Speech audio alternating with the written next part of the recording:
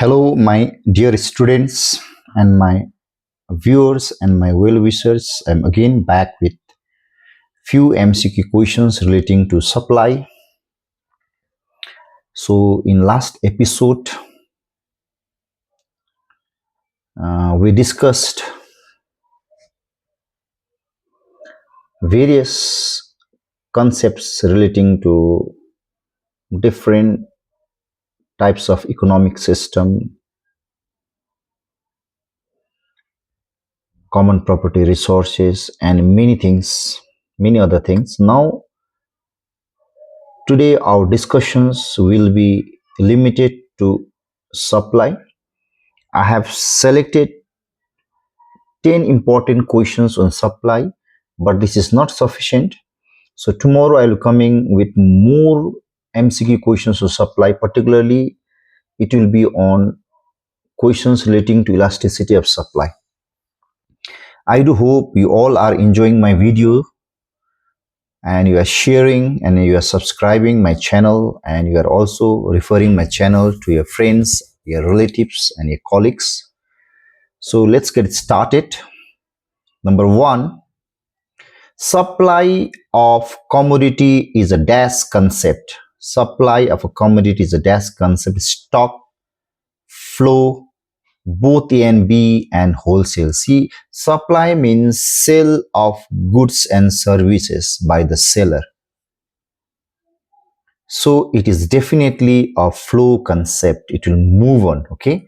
So supply of commodity is a flow concept. So the right answer for question number 1 is B. It is B. It is obviously B. That is a flow concept. And second question, the functional relationship between supply of a commodity and its various determinants is known as C. Supply is affected by many factors like price of the commodity, the price of the factors of productions, favorable and unfavorable government policies. So these are the factors affecting supply. So the relations between supply of a commodity and its various determinants is known as supply function. So supply function is definitely the functional relationship between supply of a commodity and its various determinants. So the right answer for question number 2 is supply functions. That is option number C. Okay.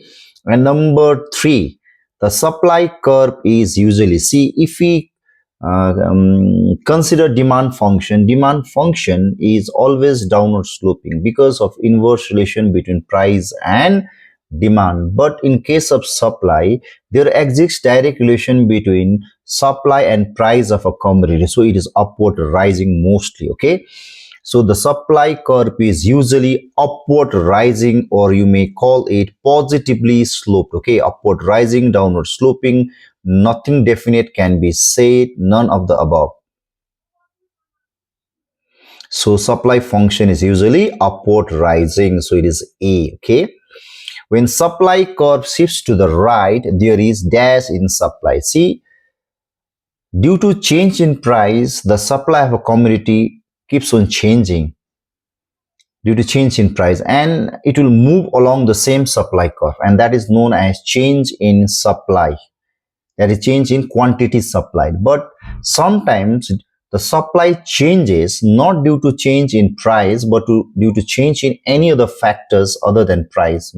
For example, the change in the factors of production, change in the government policies, and likewise. So when the supply increases not due to change in price, then the supply curve will move to the right. On the other hand, when the supply of the commodity decreases not due to change in price, then supply curve moves to the left. So the question here is, when supply curve shifts to the right, there is increase in supply. So when there is increase in supply, the supply curve will shift to the right. Whereas if there is decrease in supply, the supply curve will shift to the left. Okay, when increase, it will shift to the right. When decrease, it will shift to the left. Please keep in mind. Okay, and other is supply schedule shows dash relation between price and quantity supplied of commodity. Positive, direct, negative, inverse, or positive. So supply schedule. So what is supply schedule? See, supply schedule is a list or a table which shows the various quantities offered for sale at various prices. Okay.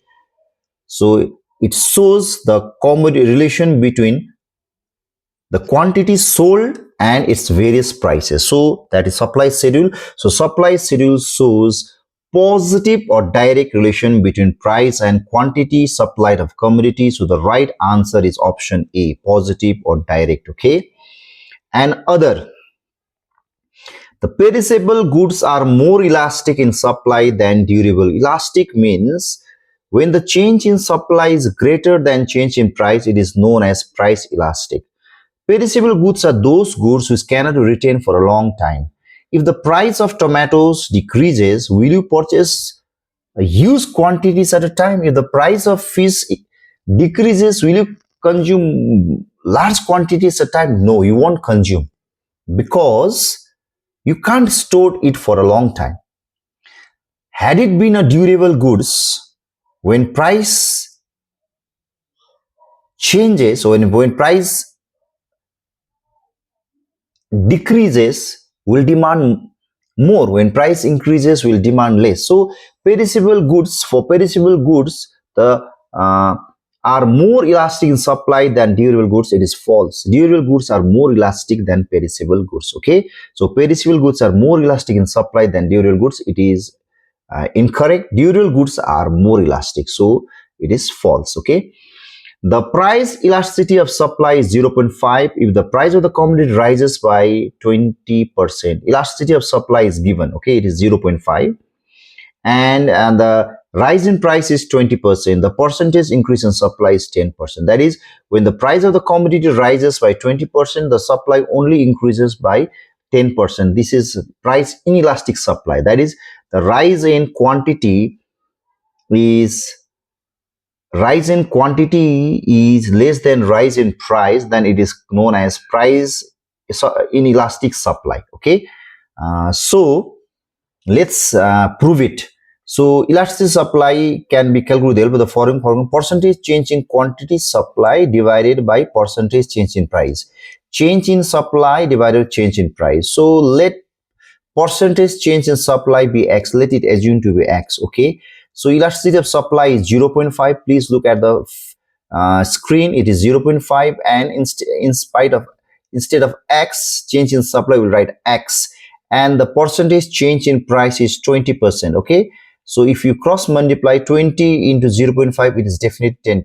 So the answer is correct. Okay, the answer is correct. So it is true. It is true. So when supply increases, when price increases by 20%, supply increases only by 10%.